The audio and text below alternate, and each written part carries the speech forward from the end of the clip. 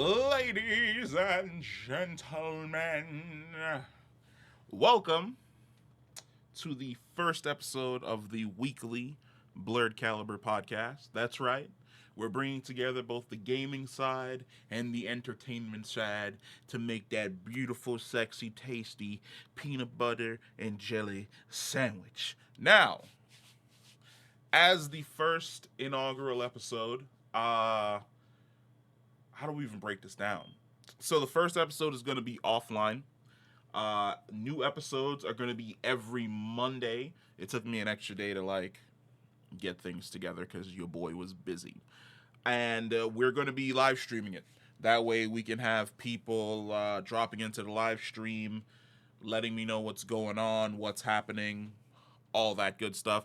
We'll also be able to legitimately field questions for probably 15, 30 minutes if anybody wants to pick my brain about what exactly is going on. But we've got a bunch of news stories. We're going to try to at least spend 10, 15 minutes on each and every one of these news stories, breaking them down, and we're just going to see where this first episode takes us. So, right off the bat, we're going to tackle the biggest one. Deadpool and Wolverine and the future of the MCU. Now, it is no mystery that the MCU post Endgame has been poor. Now, I'm not here to say that every single thing that's come out after Endgame is poor, because we have had some bangers. Loki, What If, WandaVision, Shang-Chi, Falcon and the Winter Soldier, Spider-Man Far From Home, Eternals.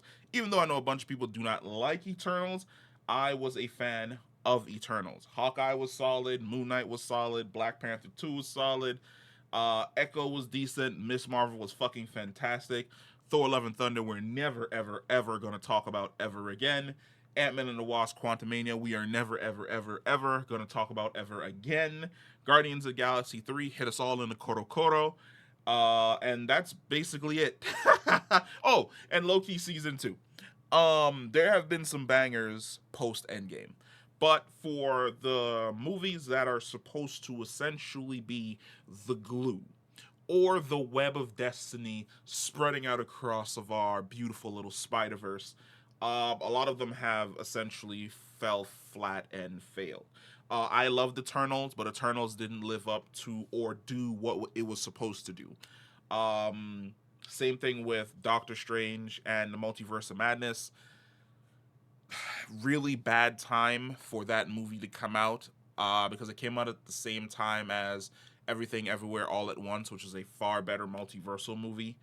Black Panther Forever, even though I said I love it, it was dealing with the death of Chadwick Boseman. As a result, a lot of things had to be shifted around for the direction that Black Panther was essentially supposed to play in the post-Endgame universe. She-Hulk Attorney at Law, we're just going to skip over that. Thor Love and Thunder. Man, Taika Waititi gave us one banger and turned right around and gave us an absolute fucking stinker. Thor Love and Thunder was dog shit, both for the Thor character and as an MCU film.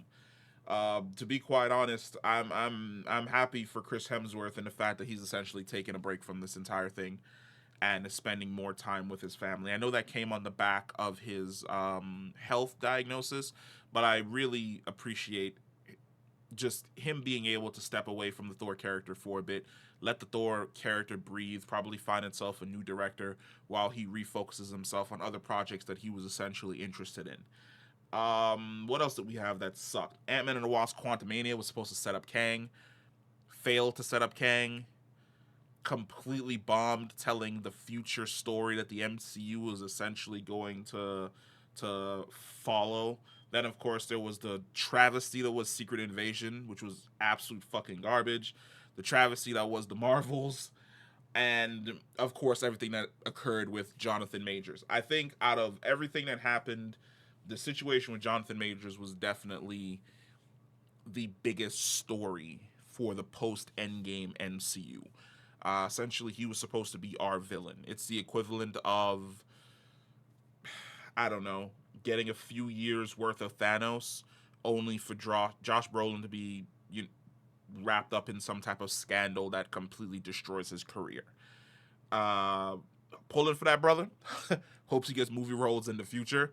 But MCU wise, his story is essentially done. And of course, the backfighting or infighting inside of Disney and Marvel proper as they attempt to pivot in about 17 different directions. They want to do Doctor Doom.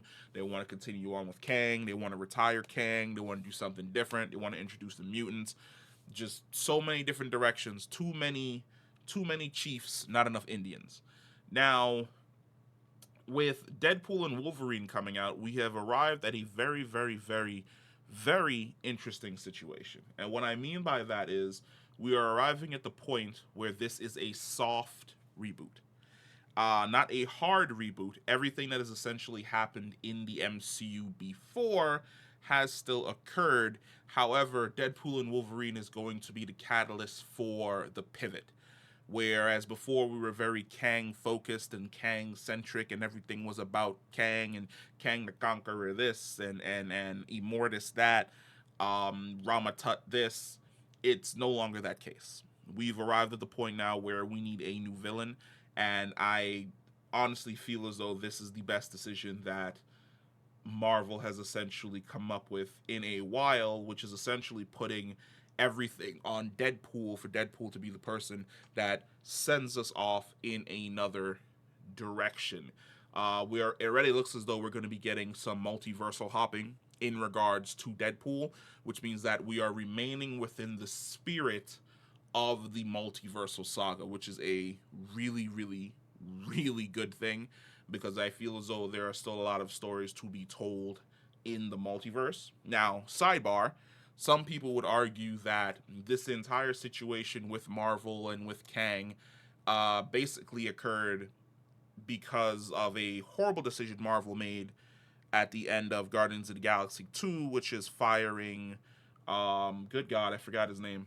I can absolutely see him, but I don't remember his name. He's currently in charge of DC, James Gunn. Jesus Christ, that's horrible of me.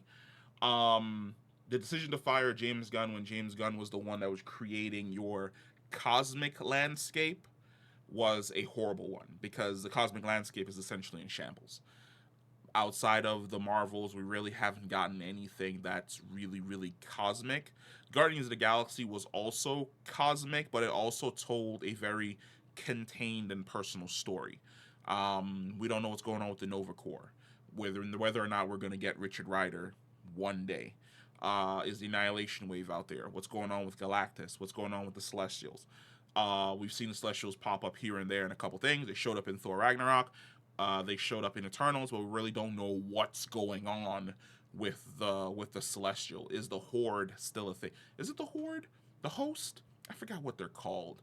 But we don't know what's going on the cosmic scale because for the most part, we've been so super hyper focused on the multiversal saga, and the multiversal saga just is not currently working. For those of us that are currently watching the X-Men show on the X-Men cartoon on Disney Plus, last episode we had the Watcher show up as a silhouette, which means that this may tie in to What If.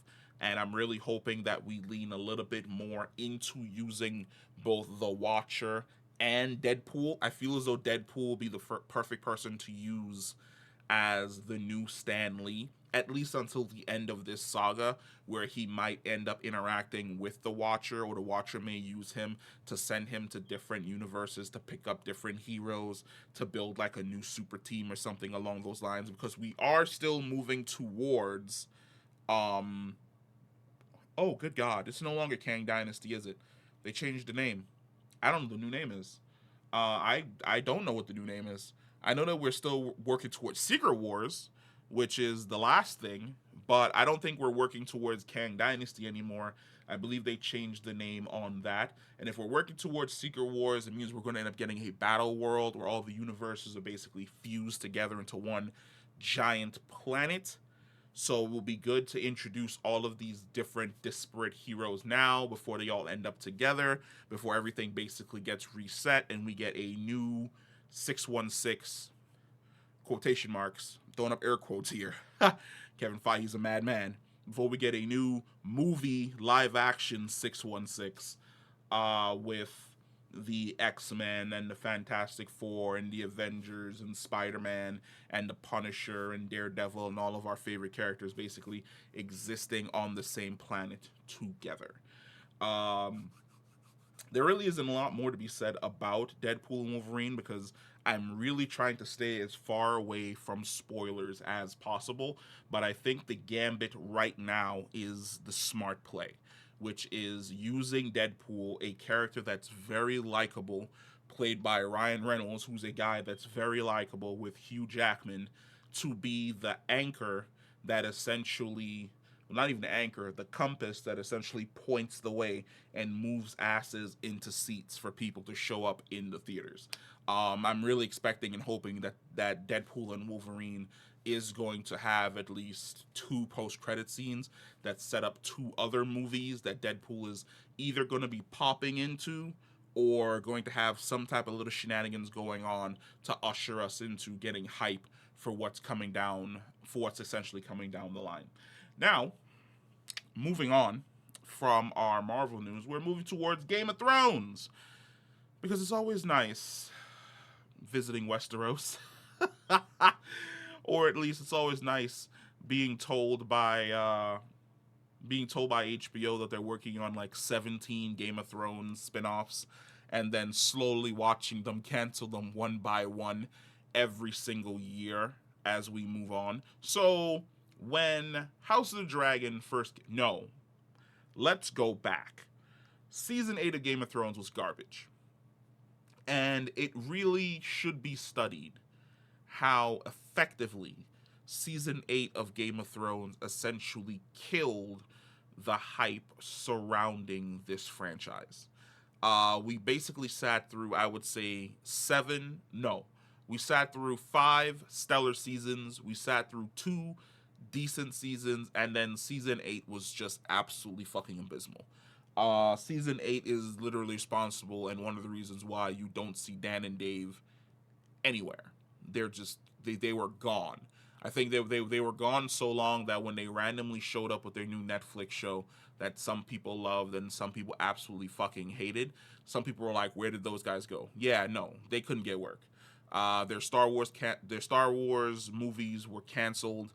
Their side projects were canceled, and for the most part, they were basically the B team writers on a few projects here or there. But leadership wise, they were not being hired leadership wise. It really took years and House of the Dragon to essentially come out for people to get back into and be excited for Game of Thrones again. Which is fantastic because I'm a fan of George R. R. Martin's work. I'm a fan of the books and I was a fan of the show, and I'm an absolute fucking nerd and fan for House of the Dragon. But outside of that, HBO really put a lot of its bets on more Game of Thrones content. And what I mean by that is I think they had greenlit around 5 shows. We had the Jon Snow show, which was supposed to be a sequel to the events of the main show following Kit Harington. We had the Sea Snake, which was a show with Corlys Velaryon and his many journeys before he settled House Velaryon on Driftmark. We were supposed to have, we are still having the Hedge Knight, which is the story of Dunk and Egg, which, which that story is going to legitimately lead to just absolute death and destruction towards the end anyway.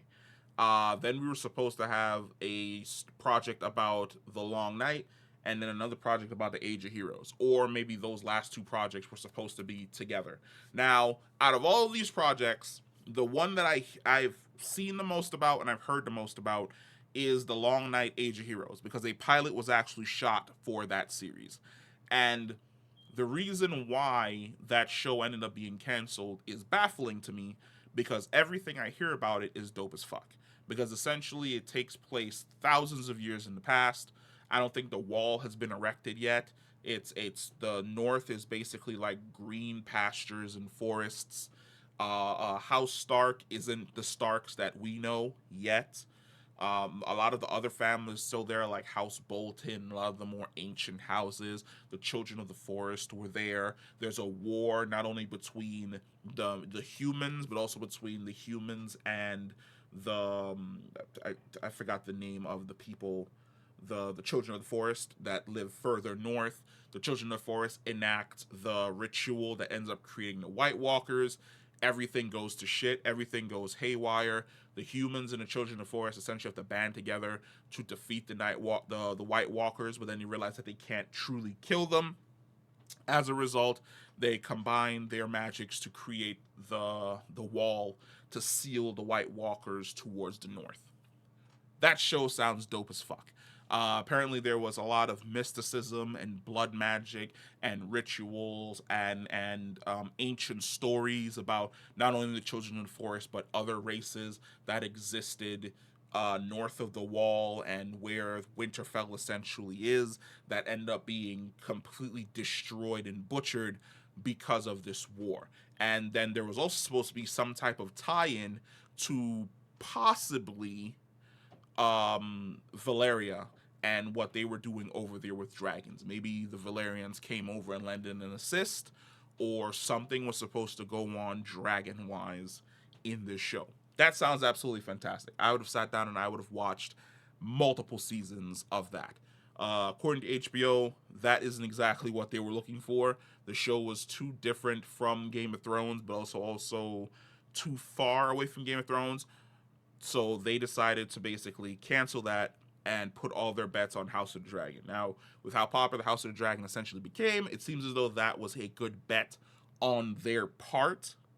I really can't disagree with them for choosing to go with House of the Dragon in any way, shape, or form. Then, of course, there's the Snow show, which was the show, in my opinion, that was the most controversial. Because unlike a lot of these other shows, which were prequels, the Jon Snow show was supposed to be a sequel, which was Jon living his life north of the Wall and finding his true destiny north of the Wall and living like a wildling with Tormund and a bunch of other wildlings he essentially became friends with. A part of me is interested. A part of me is like, I want to see what Jon Snow gets up to north of the Wall. Another part of me is like, no, why would I ever want to watch a sequel to a horrible, horrible end of your main show? Like, there's no reason in any way, shape, or form why I would subject myself to sit down and acknowledge that season 8 actually is fucking canon for this fantastic series. So hearing that that show essentially got canceled, that was essentially understandable. The Sneak Snake show feel as though it was like a fever dream. Like somebody over at HBO just like, yeah, every single thing that GRM he puts on our table, we're just gonna greenlight. Sneak Snake, greenlight. Snow, greenlight. The Long Night, Age of Heroes, greenlight. And it's like, do I really want to sit down and watch a show about young Corlys Velaryon as he creates House Velaryon? Not really. Because that sounds like it could, actually, no. It could work if they decide to make it strictly a pirate show until he settles on Driftmark. And then you can also include Rhaenys in some way, shape, or form because they have such a long relationship with one another. I think I missed a show. Yes, I did. The show that I missed was 10,000 Ships, which was the story of Nymeria and how she basically founded Dorne, which is bringing her people away from, a lot of people say, slaves for the, what is it called? Slaves for, not the Targaryens. I forgot what the Targaryen race essentially is called. Valyrians. Slaves for the Valyrians who escaped from Valyria and escaped the doom and found their way to the shores of Dorne and essentially created their own lineage and their own people. That sounds super fucking dope. That sounds super fucking cool. Because of course this is led by a woman who's leading thousands of people to a completely harsh and inhospitable land, which allegedly had its own mystical properties and mystical shit that was going on there. I wouldn't have mind watching that show, but at the same time, I kind of feel as though it falls into the same realm as Snow and the Sea Snake, which is why? Why are we telling this story in particular? It's not a story that I relatively care for, but hey, HBO was just greenlighting all this shit because they wanted to see exactly what sticks. It seems as though they've whittled it down to basically Sir Duncan, the Duncan Egg, as the series that they're going to be going with. That's fine. This basically tells the story of Aegon the Fifth, and when he runs away from his princehood and finds a hedge knight in the form of Duncan the Tall, and they go on a journey of adventures across the seven kingdoms where he gets to understand the people. Um, Aegon the Fifth is basically the person that gives the peasants a better order of living. Wasn't exactly loved by a lot of the lords because he was more for the people, because he traveled amongst the people, but he is also, a lot of people can turn around and point to, one of the main catalysts as to why House Targaryen was in absolute fucking shambles and was able to be toppled by Robert Baratheon less than a century later. So that will be an interesting story to basically see how exactly, how exactly this interesting controversial figure for the Targaryens became who he is, and then also doom the house to their eventual fucking fall. In my opinion, I feel as though HBO is putting way too much stock in the Game of Thrones license. So many other things that if they wanted to, they could go after. I think they've been doing a fantastic job with their adaptations, such as The Last of Us, and I think that they should also look around for other video games that could handle the adaptations really, really well. I feel as though if they really wanted to, a really, really good story that could be told could be Assassin's Creed. I feel as though Assassin's Creed has a lot of story potential, especially I would say the last 4 or 5, such as Odyssey or Valhalla or Origins.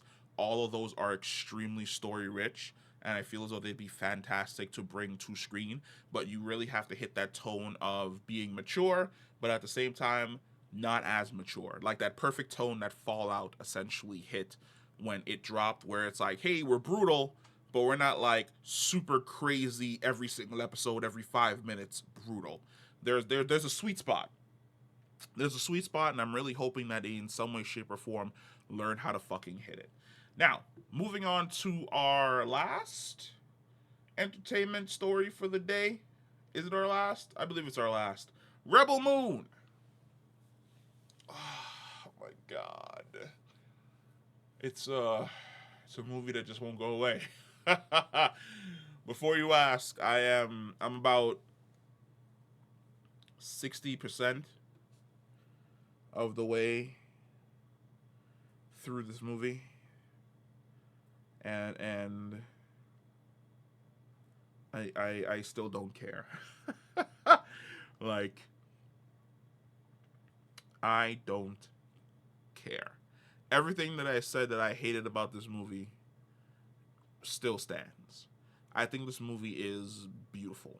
It is beautifully shot. The action scenes in this movie are absolutely fantastic. How they got Anthony Hopkins to do the fucking intro and voiceovers, I do not know. Every single year I feel as though that man says he's fucking retired, and every single year he comes back to do some shit. But the same problem that we've had for like the last 4 Zack Snyder projects exists here, which is he sucks at writing. I made a video about the fact that I don't think Zack Snyder can write, and he really needs to team up with somebody that's really fucking good at writing stories, because then it's that peanut butter and jelly analogy, baby, where it's essentially Voltron, where Zach's the head, but we need somebody to be the workhorse. We need 2 people to come in and be the legs and write us some really, or 2 people to come in and be the fucking hands and write us some really, really decent story content, because as it stands, oh boy, as it stands, this movie is just not good. I said it before in passing conversation to a friend that this movie is, it's essentially taking Star Wars Episode 4, A New Hope, and then taking Empire Strikes Back, smashing them both together, and then taking out all the bits of the story that add substance, and then just leaving what remains. Like, it's a mess. And funny enough, this is supposed to be one movie. And I've pointed this out before. This started off as one movie. And not to go on a tangent, but I ended up in an argument with somebody online earlier today. And it was the typical Snyder bot. And the Snyder bot said something absolutely fucking wild to me, which was, you just don't understand, man. Like, Zack Snyder's an absolute visionary. Like, you have to wait for him to release the Snyder cut with all the deleted scenes so that you understand, just how deep and fantastic the story actually is, man. Fuck that. I am extremely sorry, but I am sick and tired. And I feel as though Snyder is the reason for this recently, where I'm sick and tired of directors releasing films and then going, no, that's only the theatrical cut, man. Like, you gotta wait for me to drop the director's cut with the 2 hours of this movie that I left on the cutting room floor so that you fully understand what's going on in our story. No. If you as the director didn't know how to chop up your movie in a way that it becomes digestible in 2 hours, that it's able to basically be understandable, understood, and at the exact same time generate some type of hype for the directions the story can go in, if you as the director, the person who put all this shit together, is unable to do that, what makes you think I want to sit around and wait for you to drop the 6 hour cut of your movie? What makes you think I want to do that? I don't want to fucking do that. Who would want to do that?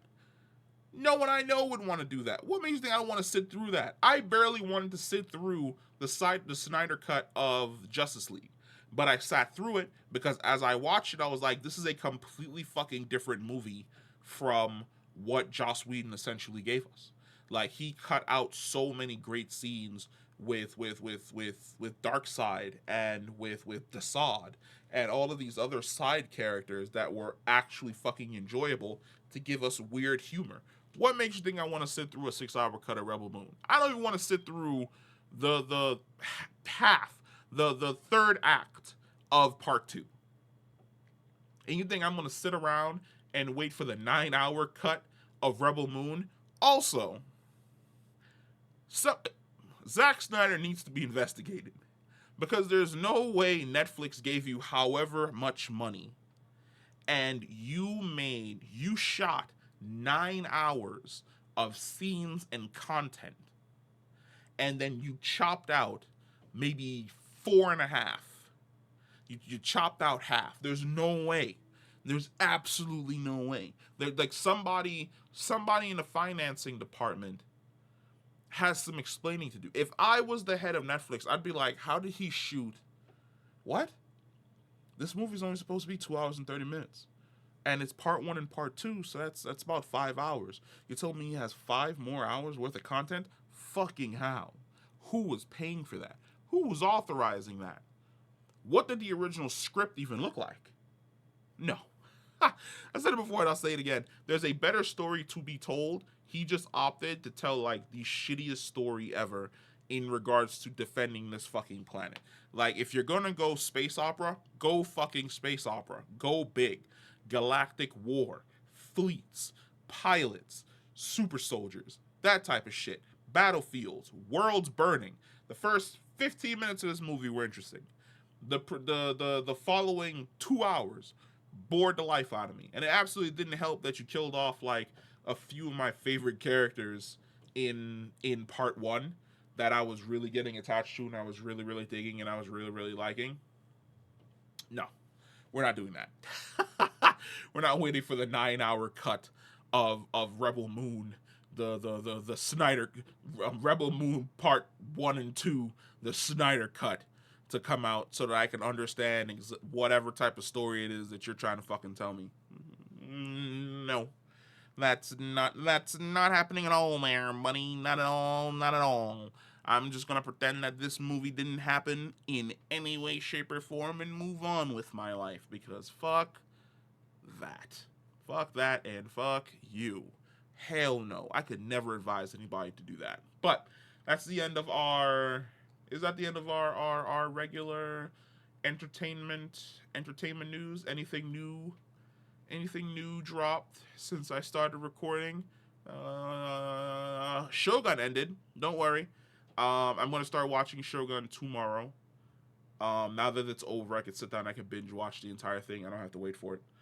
But so we'll be talking about Shogun and everything that Shogun's got going on because I've been hearing nothing but absolutely fantastic banger things about Shogun. That it's probably the best TV show that anybody's watched or anybody can watch this year, and that is coming from somebody like me who is an absolute fan of Fallout. Which means if I sit down and watch Shogun and I'm like, yeah, nah, dog, if Fallout is Chinese food, Shogun is like a 5-star Michelin dinner. If you can hit me with that, that will be absolutely fucking fantastic. So, moving on. We're moving on to our gaming news, the gaming news portion of our little first inaugural podcast. And I've said it before. Episode 1 of the podcast is going to be strictly offline, and then as we move forward, we're going to be doing the live stream so that people could drop in with questions or opinions or anything along those lines. Every time we finish doing one of the stories, we'll get some opinions and start some conversations with people in the chat. But for right now, as far as we go in regards to first inaugural episode, yay! We won't be doing that. We won't be doing that right now. So, I think we're actually going to swap around the order of these stories. I actually want to talk about the Embracer Group first. So, for those of you who don't know, there is a megalomaniacal corporation run by an idiot. And what I mean by an idiot, I'm saying that literally, it's run by an idiot. So the Embracer Group is run by a guy by the name of Lars Wingforce. Now, what you need to know about the Embracer Group. The Embracer Group is everything, in my opinion, that is wrong with gaming. So the Embracer Group came along and they purchased a bunch of game developers. They purchased Volition Games, who made Saint Row. They purchased Gearbox, who made Borderlands. They purchased Saber Interactive. They purchased Middle Earth Enterprises. They purchased a bunch of these developers and then put these developers to work to essentially create a bunch of games. Here's the problem, or the major problem, because not only do they own these developers, they also own quite a few IPs that they purchased from other companies that essentially sold these IPs off. I think one of those IPs is Tomb Raider. I could be wrong. Yeah. So they own Tomb Raider, the Thief series, and Deus Ex. How they got to own these, I don't think it's because they bought Eidos Montreal as much as Eidos Montreal sold the rights to those specific franchises. In 2021, they put forward the creation of 29 unannounced projects. They canceled them. All of them. Every single last one. Borderlands projects, Deus Ex projects. I believe that they're also the ones that created the what is the name of that game that just came out? The Evil Dead game, which was a game that essentially came out, got no support, and died because the mentality of a lot of these conglomerate groups that purchase all of these gaming studios is that every single one of these studios is going to put out a hit. And what I mean by a hit is every single one of these studios is going to create Fortnite, or they're going to create Destiny, or they're going to create Battlefield, or they're going to create Call of Duty. They're going to create something big that's going to make me a ton of money. The problem is, all of those things already exist, which means you have to bring something new to the table. You can't create a clone, because why would I play a clone when I can just play the original? Why would I play Spellbreak when I can play Fortnite? Why would I play an extraction shooter when I can just go play Call of Duty Warzone? Why would I play a big team battle shooter when I can go play Battlefield? Why would I go play Splitgate when I can go play Halo, now that they've completely fixed not only their servers and their cheating issues, but they've actually started creating content that is super fucking interesting? Why would I go play this when I can go play Pal World? The problem is, a lot of these companies walk in with the mentality that we just need to make a hit. We need to make something cheap that a ton of people are going to love. So they put money into certain games and put those games on the market, and then those games end up falling off an absolute fucking cliff. Maybe you put some games into creating Saints Row, but it's kind of getting a little bit expensive, and you're not sure whether or not it's going to meet your deadline for 2022, mostly because you're trying not to hire anybody new to work in the studio, because that's going to cost money and increase production. We're not a create a game and then make our money back on the back end. We're a make a ton of money on the front end through cash shops and microtransactions and things along those lines, and battle passes and packs. And maybe if the game does really well, we'll continue to support it. But as long as we make a ton of money at the beginning, if love and joy for the game fall off about a month in or about 2 months in, we could just pull the plug, because we've remade and recouped a lot of our fucking losses. Now, somebody did have a fantastic argument a while back in regards to this practice that we've been seeing from video game studios over the last few years, which is the fact that we are entering a time where we as consumers do not own our products. We do not own the things that we consume, because a lot of these studios are moving towards digital entertainment. And because these things are digital and they're saved on servers, at any point in time, they've snuck it into their EULA and their terms of service, they can pull the plug and deny us access to that game. 20 years ago, we didn't have that issue. Everything came on a disc. If I wanted to play a game, I could take it. I could put it into my PlayStation 2, my PlayStation 3, and I could play it with no issue whatsoever. If the servers got turned off, I could just do a fucking LAN party. I can take my PlayStation and my buddy can take his PlayStation, and then we can meet somewhere at a bunch of other PlayStations and connect them all to each other, and we'll be able to play against each other and play games locally between us. That is no longer the case. For the last few years, what we've essentially been seeing is this idea from game publishers that they can sell you skins, they can sell you tokens, they can send you weapon bundles, they can sell you character customization options, they can sell you a game, they can sell you a bunch of other things. But the second it's not doing good or it's not making the money, they can pull the plug.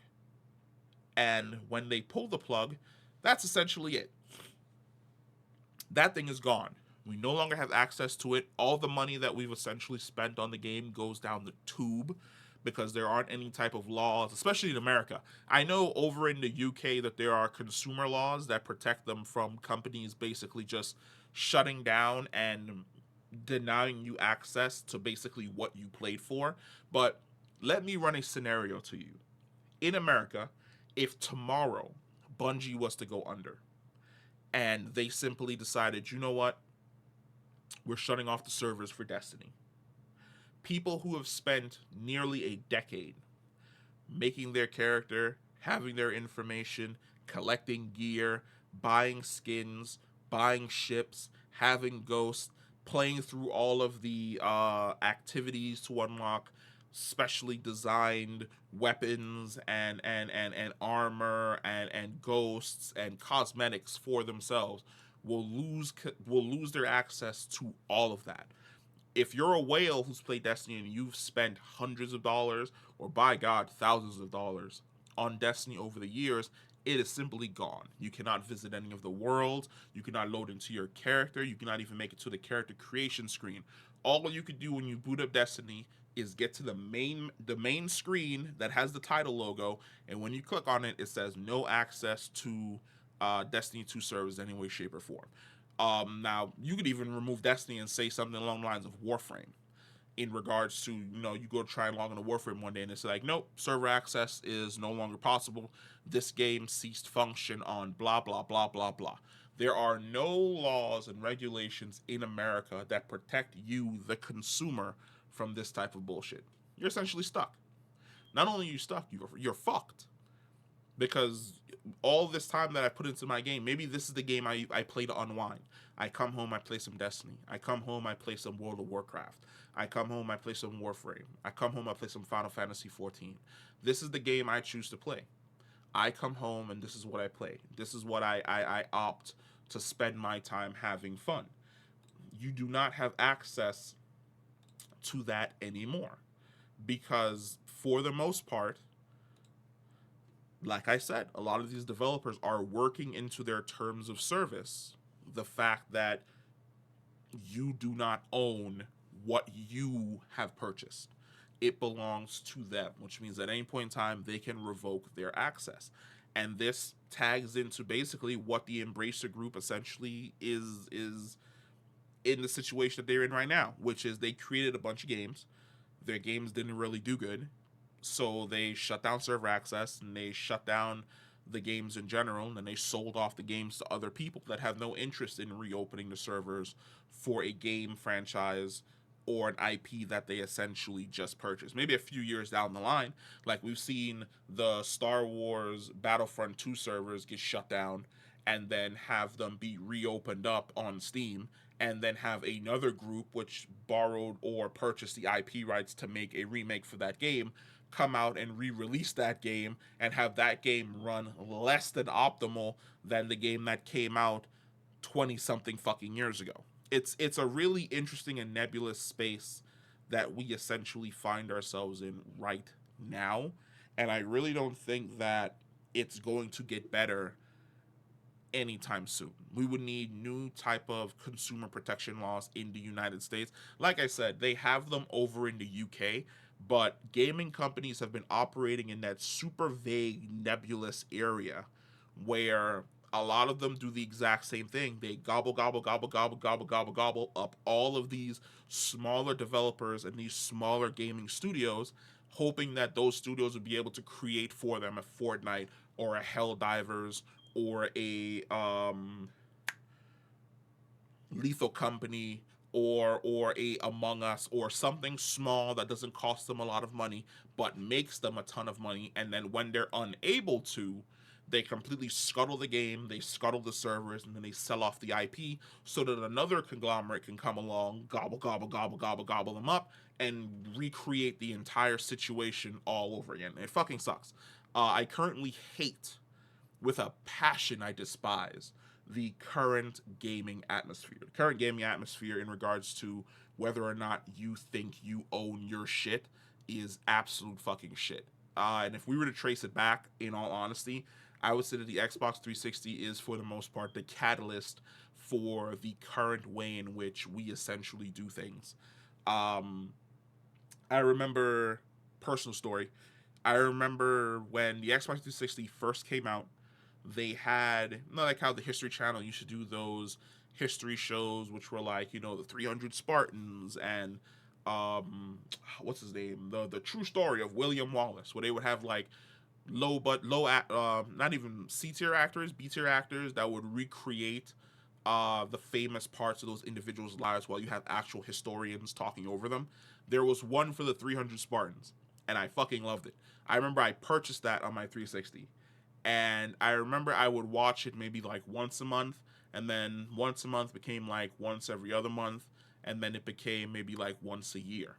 And I remember maybe 3 years into the 360, we went from Call of Duty 2 to the point where Modern Warfare, the first one, Call of Duty 4 Modern Warfare was about to come out. And I remember I went to go attempt to watch that episode. And when I attempted to watch that episode, it told me I no longer had access because my license had expired. And I remember this is an episode that I purchased. This was an episode that I put money in, that I bought for like $15 because them bitches was expensive back in the day. But I really, really liked it. And I remember it was at that point in time I realized that a lot of these shows, and it's one of the reasons why I don't purchase shows on the PlayStation or the Xbox or anything along those lines, because I realized that a lot of these shows have expiration dates. They have terms of service underneath them, and sometimes those terms of service will literally say when your license for accessing this content will eventually be up. And that's wild. That is the equivalent of me, if it's $15 on your store, then it's $15 in a regular, let's say an FYE. Me going to FYE and purchasing that DVD, watching that DVD for 3 years, and having somebody from FYE walk into my house one day, pick up the DVD, pick up the box, put it back inside the box, lock it up, and then walk out and be like, yeah, no, you lost access. You have to come back to FYE and purchase it again for $15. Wild. Absolutely wild, completely fucking crazy. And it's really going to take a lawsuit from someone with time and money to essentially create or end up in a situation where they lobby the government to create laws that protect consumers, especially gaming consumers, a lot better from predatory practices from corporations. We literally just had a law passed that changed the way in which loot boxes were essentially done a few years ago, because they concurred that loot boxes were essentially gambling, and loot boxes were getting kids addicted to the idea of spending money and unlocking loot boxes in hope of getting one new shiny. Now, here's the thing. If you get somebody addicted to purchasing a loot box for $5, and then 4 years down the line your game flops, and then you shut down the servers for your game and deny them access to that thing that they literally were scrounging $20 on their PlayStation account in order to purchase, they're just going to go off. Well, for the most part, that individual will go off and they would get their fix somewhere else. But you're fucking over somebody that threw money towards you to basically, in hopes of funding and keeping that thing that they were enjoying alive. It'll be interesting to see where exactly the Embracer Group goes from here. They've sold off a bunch of their assets. It's going to also be interesting to see where exactly current gaming goes from here, in regards to everyone not trying to make a hit. No, that's saying it wrong. It's going to be interesting to watch where gaming goes from here, due to the fact that everybody's basically trying to make the next big thing, but everything that they're working on is super similar to one another, where AAA studios aren't the go-to gold standard anymore. If anything, a lot of people are starting to becoming super wary of these AAA publishers because of the practices that they implement. Rocksteady is a really, really good example of the fact that Suicide Squad Kill the Justice League was just so front-loaded with crap in hopes of it becoming super big and people purchasing their digital suite of skins and weapon customizations and character customizations and all that type of shit, that now it's absolutely fucking floundering. I like to check in every once in a while and see where exactly Suicide Squad Killed the Justice League, what their player count is. I love checking in every once in a while to see what their player count is and how well they're doing. 204 as of 6 minutes ago. That's insane to me. That is insane to me.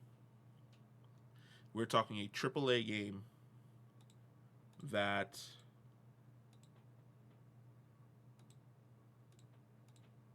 yeah.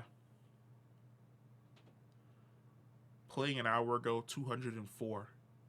The 24-hour peak was 226, and they never broke 13,459. That is a AAA game that killed off probably one of the best comic book action franchises ever in hopes of making a quick buck that has been unable to break 13,459 people playing their game. But that's the situation that they chose to create. You did this to yourself. And at that point in time, all I can do is sit back and laugh because it's the funniest fucking thing on the face of the planet. But moving on from shit that's morbid to things that are super interesting, we're going to be talking about Assassin's Creed. You know what's funny? Ubisoft is also like such a big problem, but they're a discussion for another day. So Assassin's Creed has like the Game of Thrones effect thing going on right now, where they have so many different things in just so many chefs in the kitchen right now. They have so many different things in the oven. They've got Assassin's Creed Hexe, they've got Assassin's Creed Red, they've got Assassin's Creed Shadows.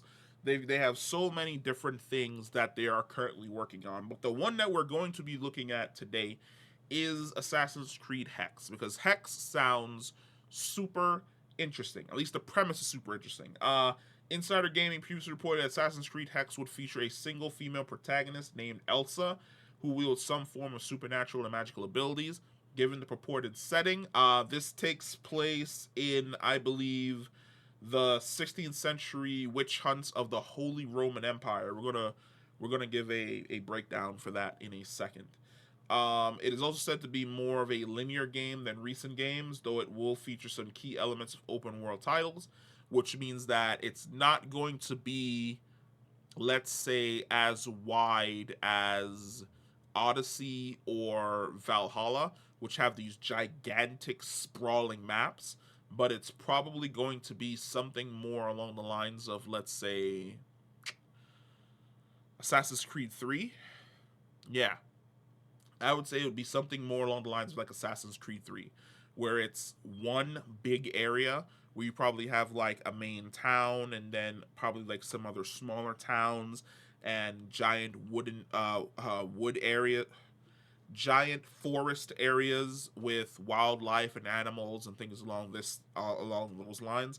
But it won't be something where it's like I gotta get on my ship and sail 15 minutes across the entire planet to get to the next zone, which is the same level as me. No, I probably won't have that. Hopefully. Now Insider Gaming reports that it has seen footage of Elsa using a spell to possess a cat. In this form, Elsa reportedly distracts some German soldiers to divert their attention, presumably to escape. Insider Gaming describes the setting as dark and gloomy, and this footage takes place in the cobble streets of a city. What's more, Insider Gaming reports that Assassin's Creed Hexe will feature a fear system similar to Assassin's Creed Syndicate's Jack the Ripper DLC. Oh, that's actually pretty cool. Or that at least the current plan is to do so if Assassin's Creed Hexe does indeed take place during a witch hunt. It would make a lot of sense and play well into the game's overarching theme. It could perhaps even expand on NPC interactions seen in Assassin's Creed Mirage, so it doesn't sound like they'll necessarily be neutral to Elsa. Which basically means that the more shit that you do, depending on whether or not it's good, whether or not it's evil, people will actually react to you because they've heard stories about you. Mirage had like this system where they would put up, I think it was posters that they would put up of your face. And sometimes if you were in vicinity of a poster and in vicinity of somebody that could see the poster, they would see the poster and then they would become terrified of you and start running, trying to alert a guard to your presence. So it made a lot of sense to basically either stay on the rooftops and spend less time down on the ground, or the second you see a poster, run up and snatch it down. If somebody runs, run up and knock them out. Which is basically how I chose to play. Assassin's Creed Hexe has given off spooky horror game vibes since its initial reveal, though, and if Ubisoft manages to follow through, the future of the franchise is exciting. Indeed, it seems a given that the time period setting and key events should dictate the gameplay style and features instead of developers attempting to fit everything into an open world mold. That sounds dope. Now, in regards to the timeline, because it says 16th century Holy Roman Empire, it's probably going to be the Wurzburg witch trials, which took place in the self-governing Catholic Prince Bishopric of Wurzburg in the Holy Roman Empire in present-day Germany, formed one of the biggest mass trials and mass executions ever seen in Europe and one of the largest witch hunts in history.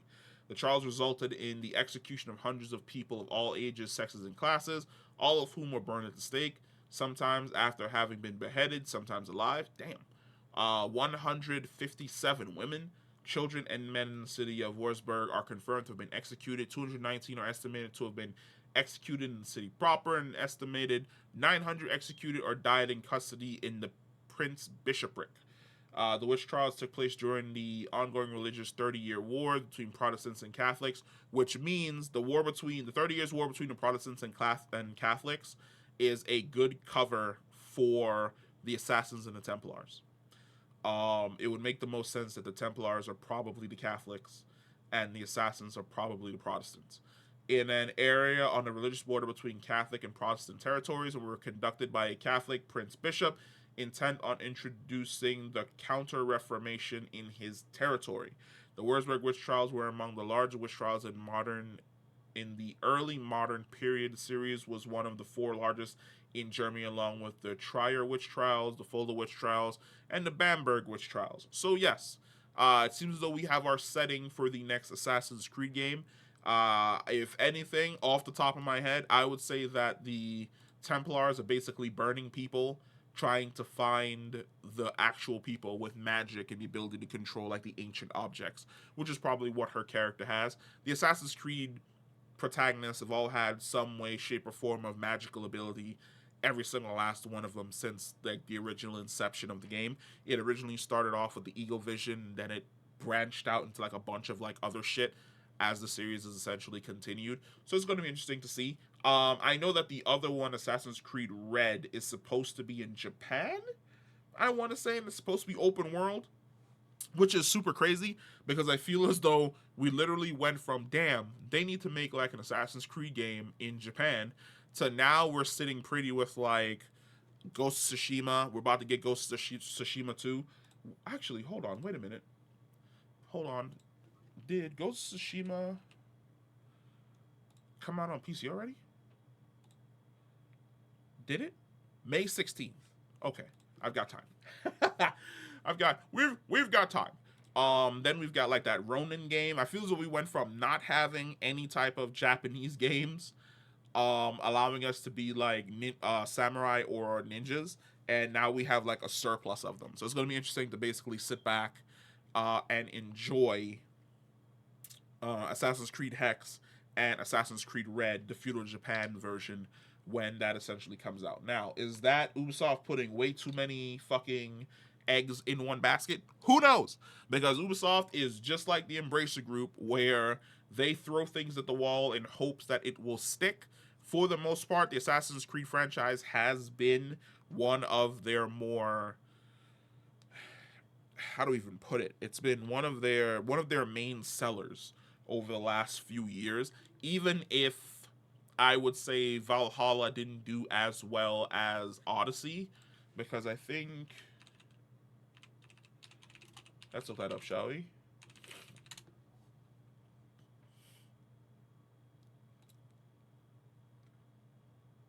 The series has sold over 200 million copies, but what I'm looking for is,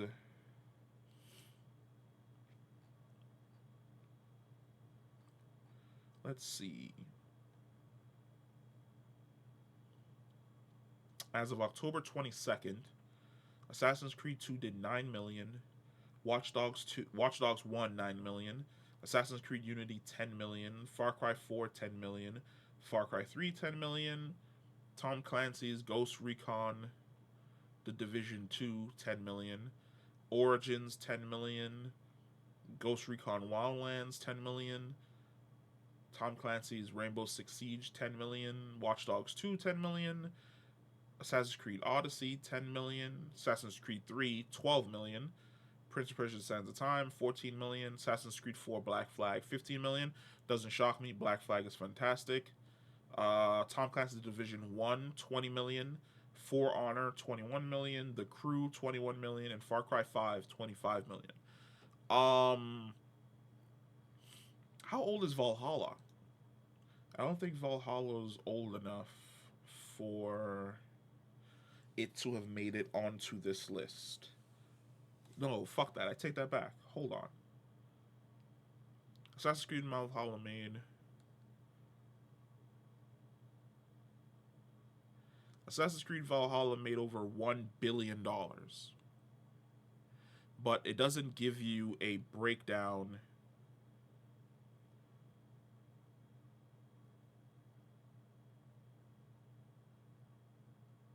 It doesn't give you a breakdown onto what's microtransactions and what's actual sales.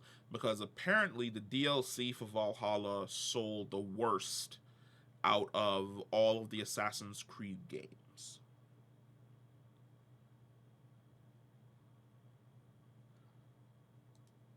And no, it should have been on that last list that we did. Because hold on, somebody actually has a video. Even though I don't actually want to hear what your video has to say. So let's mute this. You've got everything on here. He's got everything on here. We've got, hold on. It's probably easier just to jump to the end of the video, eh?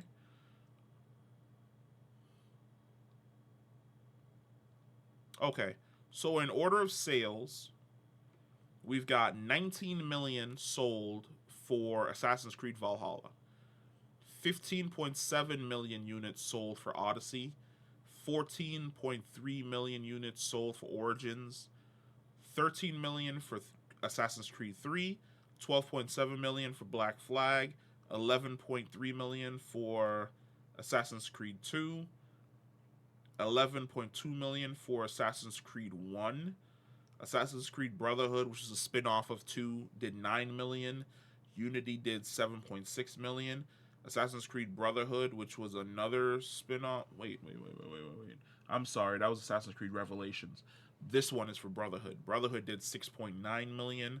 Assassin's Creed Syndicate did 4.1, which is a fucking shame because it has probably one of the best protagonists in the form of the sister. And had one of the more interesting. It had one of the more interesting. I don't even know the word I'm looking for. Fuck it. Assassin's Creed Rogue, which was another really, really good one, only did 2.3. I can understand why Rogue did 2.3 because Rogue came out around the same time as Assassin's Creed Unity, and Unity was being pushed as the new gen with the new engine, and then Rogue was being pushed as like the old engine. But a lot of people who played Rogue love Rogue. Rogue's fantastic. And then Assassin's Creed 3 Liberation, Freedom Cry. No, Assassin's Creed 3 Liberation. What was that? AC3 Liberation. Where the hell did that come from? What's this for? Oh, the one with the chick in New Orleans. Okay, I can understand that. I think that was for PSP. That one only did 600,000 units. So, Valhalla did good. It moved 19 million units.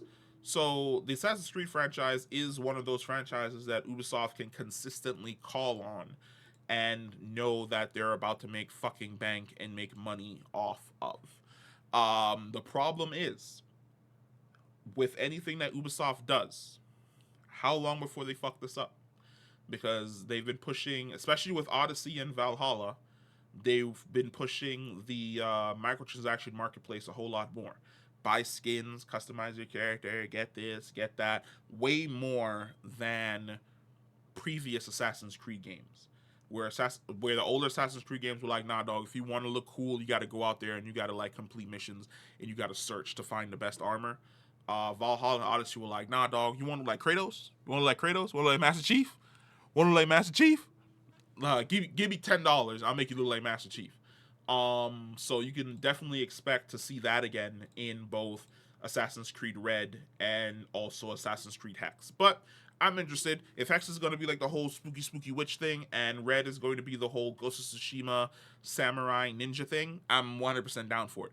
For those of us who's been in the trenches for Assassin's Creed for a really, really long time, no, Assassin's Creed Red is not going to be a continuation of Assassin's Creed Revelations, which was the end of Ezio's story, where he trains basically a Asian assassin from the East in the ways of his organization and his creed. As at that point in time he was a master assassin before he sent her back. We're not getting that.